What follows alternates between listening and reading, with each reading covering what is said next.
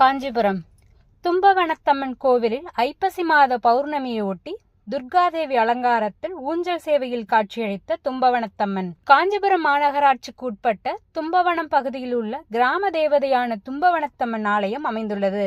இந்த தும்பவனத்தம்மன் ஆலயம் பல்வேறு பகுதிகளில் உள்ள பொதுமக்களுக்கு குலதெய்வமாக விளங்கி வருகிறது. தும்பவனத்தம்மனுக்கு ஐப்பசி மாத பௌர்ணமியொட்டி சிறப்பு கலச பூஜை நடைபெற்றது.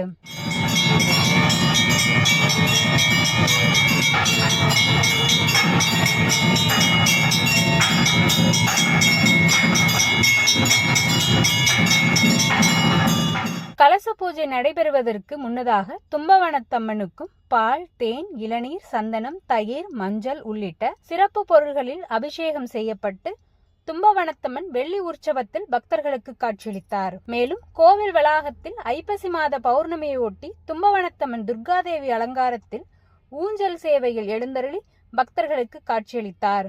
இதில் ஏராளமான பக்தர்கள் ஊஞ்சல் சேவையில் காட்சியளித்து தும்பவனத்தம்மனை தரிசனம் செய்து சென்றனர்.